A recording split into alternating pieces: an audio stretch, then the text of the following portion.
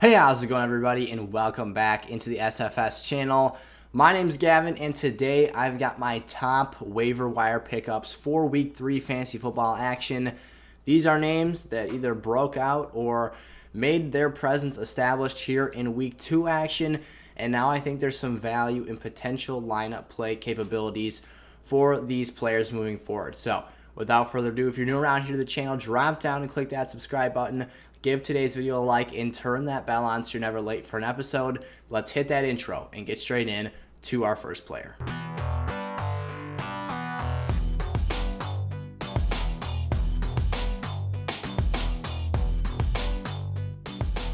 Alrighty, here we go. So we're kicking off today's episode with the quarterbacks. Our first player, of course, is Justin Fields for the Chicago Bears.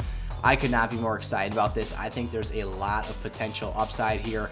Justin wasn't expecting to bounce into the game and take over late for this football team, but Andy Dalton got knocked out of the matchup against the Cincinnati Bengals, and Justin had to take over. And after that, it wasn't exactly the smoothest road, but again, Justin wasn't prepared to be the full-time starting quarterback here for this week. But when you talk about the potential arm talent, the rushing capabilities, the weapons he has at his disposal, I think there's a lot of opportunity for this Bears offense to see their ceiling and overall production potential increase, and that's going to be in large part due to Justin Fields' playmaking ability, and that's going to have a really nice reflection on his own fantasy value here. So with A-Rob, Darnell Mooney, that run game with David Montgomery, who can also be used as a pass catcher, Cole Kmet, I really like the opportunities and the potential here. So although Justin is owned in just under 50% of leagues, that's a marker that's probably a bit higher than a lot of us would expect. I'm still going out there, targeting him this week, and trying to get him on my roster as my quarterback too, as a potential long-term high upside play this season. Before I get into my next waiver wire pickup for Week 3 fantasy football, I want to talk to you guys about my favorite way to increase my profitability in odds when I bet on sports this NFL season. OddsJam is a website that compares sports betting odds from over 30 top sports books and helps you find the best value regardless of which side of the line you're betting on. By heading over to the odds drop-down menu and selecting the sport of your choosing, for the purpose of today's episode, we'll be picking the football tab. We can check out all the upcoming games. So for example, tonight's Monday Night Football matchup between the Green Bay Packers and Detroit Lions, we can see all the various betting game modes that OddsJam has the opportunity for us to take a look at.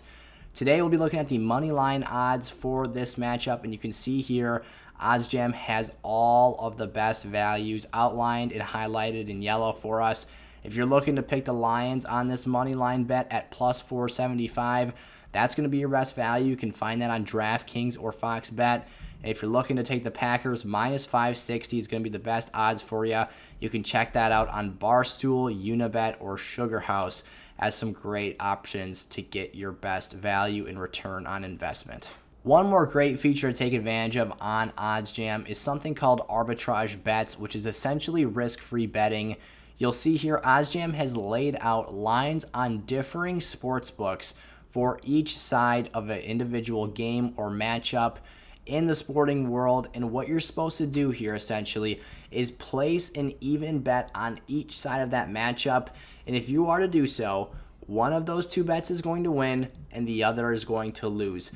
But the return you get from the winning bet will make you a profit that exceeds the investment that you put into the total of those two matchups. So something really interesting to check out and to increase your profitability week over week when you're placing bets on sports. You can sign up for your free OddsJam account today by heading down into the description of today's video and checking out their website, which I have pinned at the top of that description. I'll also be pinning their Twitter account in there as well, so go check them out on their various social media platforms. All right, jumping right back into our waiver wire pickups. More names at the quarterback position here coming up next. Then we'll get into the wide receivers and running back section as well. Derek Carr for the Las Vegas Raiders. This Raider football team is 2-0 right now, and Carr's been putting up some very impressive numbers. Back-to-back 350-plus passing yard performances and 23 fantasy points or more in each of those first 2 weeks here. So we've got ourselves a player who is producing well, Darren Waller, obviously a very healthy target in the passing game. Henry Ruggs made some nice plays. Bryan Edwards as well here in week 2. So we've got some emerging options and players that, Derek Carr can go to with the football. And I think that although he's not going to be a top fantasy quarterback option this season, he's a very, very stable and steady number 2 and a player that in a bye week or a tough matchup for your starter, he could come bail you out. Only owned in 16.5% of leagues. He's got the Dolphins in week 3 here. Daniel Jones, another player who's being very underrated right now. He might not be the best franchise NFL quarterback, but Danny Dimes certainly has fantasy value because of how much he runs the football, because the added ceiling and floor he gives us with those monster rushing numbers. Daniel Jones has 20-plus points in back-to-back performances for standard quarterback scoring, and he's owned in under 11% of leagues. Against Atlanta this week, that's a weak secondary, a very exploitable matchup. There's a great chance that Danny has a big boom week and could come out here and exceed expectations that we place on him in fantasy leading up to this point. So that's another one I really like. And then Kirk Cousins for the Minnesota Vikings. Kirk has just been very, very consistent here. He had a very strong game and a tight win over the Arizona Cardinals here in week 2. I love Justin Jefferson. Adam Thielen, those are great top 2 passing game options. And Dalvin Cook is a little bit nicked up. He's got a minor ankle sprain. That might potentially affect their offensive approach here and might incline them to be slightly more pass-oriented and to lean on that passing game a bit more. So regardless, Kirk's week-over-week floor is very, very solid. I've been starting him in some leagues where I'm waiting for some other QBs to break out, like a Justin Fields and whatnot. So he's definitely a starting level quarterback option. He's a low-end one, but one that can certainly get the job done for you in a couple week stretches. I think that Kirk, this week against the Seahawks, he's got the potential to come out here and put up another healthy outing in the fantasy scoring department. And even if you want to knock on Kirk Cousins, he still gets those empty calorie garbage time yards if the Vikings aren't in the game late. Fantasy football doesn't discriminate. Those yardages, and as long as he's putting up stats, that counts for us in the fantasy league department. So Rondale Moore, this is probably the most important. Star this one. Make this your top priority in the waiver wire this week. Rondale Moore was fantastic. He looked incredibly dynamic as both a run-after-catch player and someone who can stretch the field for this Cardinals offense. Kyler Murray is such an elite presence out of the pocket and in the pocket. His deep ball is exceptional. He did have 2 turnovers in this game, but man, Murray was rolling all over the field, making the impossible throws look possible. I mean, there's an argument to be made right now. He's the most electrifying quarterback in the National Football League. Rondale Moore was the clear number 2 option this week. It looked like Christian Kirk last week. Rondale Moore certainly had his involvement in week 1. He grew on that here in week 2. He showed progress and improvement. And although these first 2 weeks have been relatively easy matchups, 7 for 114 yards and a touchdown is nothing to overlook. He's only owned in 19.3% of ESPN fantasy leagues. So there's a great opportunity to go out here and get a big-time playmaker that can have some major lineup value here very, very early on in the season. And if he continues to grow upon these performances, I think that his ceiling could potentially have league-winning upside down the stretch if you get him in here as a potential flex asset or something of that nature. So go target Rondale Moore. Definitely a big add here in week 2. Bryan Edwards, another one. Right now, Bryan Edwards is only owned in 17% of ESPN leagues. Again, the Raiders are playing the Dolphins this week. Maybe not the easiest matchup on paper, but he has been very impressive, and I think there's a case to be made. He could assert himself as the true alpha and number 1 in this passing offense. Now, Henry Ruggs did score a deep touchdown pass this week. That's not overly concerning to me. I think that the bully ball player in the red zone, the guy who can go out there and make contested grabs to impose his will on other defensive backs, is Bryan Edwards for this team. He did have a touchdown called back this week. In week 1, he had a borderline play, which I thought should have been called a touchdown, but things got really murky in overtime and whatnot.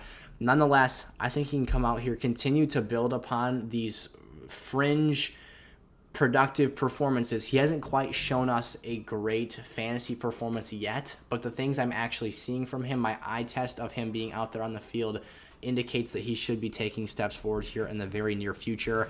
Tim Patrick, yet again, in the absence of another receiver starting in this Denver Broncos lineup, Last year, it was Tim Patrick being elevated up to start when Courtland Sutton was out. This time around, Jerry Jeudy's the injured player. He steps up, he produces points. He's a very solid player in his own right. Only 3 catches, 37 yards, but he did find the end zone and score a touchdown. Tim Patrick got out there. He got the job done.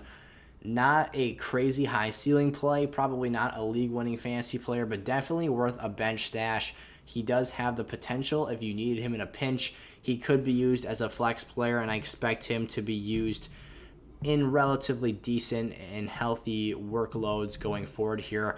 Quez Watkins. Now, Quez is the number 3 wide receiver for the Philadelphia Eagles on their depth chart right now, but this kid is explosive. What he does after the catch is very, very impressive. We saw flashes of this in the preseason, and his quarterback, Jalen Hurts, has even talked about, he was kind of the under-the-radar secret that no one knew about. He was the best-kept secret on that Eagles roster. 2 catches, 117 yards. One of those catches was a 91-yard reception against the 49ers here in Week 2. He's definitely going to be somewhat of a boom or bust high ceiling play. He didn't find the end zone on that 91-yard reception, but this is someone in deeper leagues. If you're looking at a 14 or 16-man team, you could definitely, a 14 or 16-man league, you could definitely find a roster space for Quez Watkins, and his potential upside in this offense could be something very, very useful and very, very viable in those lineups. Zach Pascal, I had him on the list here last week, but this dude just keeps finding the end zone. No reason not to go out there and target him if you let him slip past you last week. 3 touchdowns in 2 weeks of play here. Michael Pittman did step up really nicely in a game that I thought he was going to be completely shut down. He had over 100 yards receiving. Pascal, though, not huge in the yardage department, but again, he does have those 3 touchdowns in just 2 weeks here this season, and he was a player that did score a healthy dosage of touchdowns in 2020. So it's something that I'm seeing kind of overlap here and build upon itself from the previous season. Zach Pascal might actually establish himself as a legitimate fantasy option. Now, we do need to keep our eye on Carson Wentz's health and his injury. That's going to play a big impact in how well and how productive Zach Pascal can be. But right now, with what we know, still worth a pickup and worth an add for me. Alexander Mattison. Now, this is a little bit of a more precautionary detail. You could find yourself with a really nice 1 to 2 week start here. Dalvin Cook hasn't been ruled out of anything yet. He also hasn't been ruled into anything yet. So he does have a minor ankle sprain that he sustained against the Cardinals on Sunday afternoon in that performance. Alex Mattison immediately becomes a very high-end handcuff play if he was to miss time. Now, again, that's not something we're necessarily sure of right now. They're going to do some testing and just check out that ankle, see how it's doing here. I assume Cook's probably not going to practice much next week. They're going to be very conservative with him during this up-and-coming week. But again, Mattison does become the next man up, and if he is to sustain that workload, him and Cook are very, very similar in play style, and I think Mattison could come out here and have a very nice game. Is he going to give us Dalvin Cook level numbers? Probably not. You're going to be looking at a grade or 2 lower of actual production, but that volume, that workload, and that utilization is going to be there for him. So if you're a Cook owner, prioritize getting Mattison on your team as that insurance policy. You don't want to miss out on that. And if you're an RB needy group, maybe you just need a starter for a week or 2, Mattison's a name you could take a risk on and try and add for your teams this week. J.D. McKissic, this is especially for those of you playing PPR formats right now. He's the backup running back to Antonio Gibson, who I will note is also a very, very good receiving threat for the Washington football team offense. But J.D. McKissic literally lines up in the slot almost every play. This dude is quick twitch. He is explosive. He's speedy. He gets out there, runs routes very well. Only owned in 42% of leagues. That is a bit higher than some of the other names on this list. But at the end of the day, when you're talking about a running back who goes out there and catches 5 balls for 83 yards and a touchdown, his usage is literally the level of a wide receiver. He did have a rushing touchdown, so that is to be noted. He is used sparingly out of the backfield. But this passing upside, this passing volume, he's probably a really healthy PPR flex is what I would look at him as in my lineup. That's something to go out here and target. Potentially a player with some really nice upside. And especially with Taylor Heineke in at quarterback, you're looking at a player who's looking to... Taylor will take his chances and he'll push the ball downfield. but it makes any quarterback, especially a young quarterback with limited experience, a lot more comfortable when they have a safety valve underneath that they can check the ball down to and let them do work with their own talents after the catch. And then lastly here, Cordarrelle Patterson, who went up against the Tampa Bay Buccaneers this week, a brutally tough rushing defense, and he absolutely killed it. Cordarrelle came out, scored 2 touchdowns, was used very dynamically as a rusher and a receiver. You can see him kind of leaving an Eagles defender in the dust there on the screen. I put him as a running back / wide receiver. He's going to be penciled in your fantasy lineups at the running back position. Obviously, you can still use him in that flex role as well, but this almost gives you some versatility. This is a player who actually looks like he has an integral role of this Falcons offense and isn't just a gadget piece. They were using him in the passing game. They were using him over Mike Davis. In a lot of situations, I would have assumed Mike Davis would be on the field. He's no workhorse running back. He's no one that's going to come in here and be the savior, the sole savior of your running back position group. But he has a lot of value to be added here. Again, this is a very tough matchup. He made a nasty one-handed snag to score a touchdown late, and I believe it was in the 4th quarter for that Falcons offense. I just think that he brings a lot to the table here. And for such a dynamic player, he is a skilled vet. He's not afraid to play physical football, put his shoulder down, run players over. We've seen him be used in this role in the past as a running back with the New England Patriots, and he did very good in that role. So with the Falcons here this season, as long as he's healthy, as long as this trend continues of this usage for him, Cordarrelle Patterson might just break onto the scene here as a really great producing or a productive running back ad here early on in the year. Alrighty, those were my top waiver wire ads for week 3 fantasy football here. Let me know if you've got any questions about your fantasy leagues down in the comment section below, whether it's who to add for your team, who to drop, trade advice, lineup advice already for next week. I'll be getting into that stuff in content and in episodes here for the duration of this week.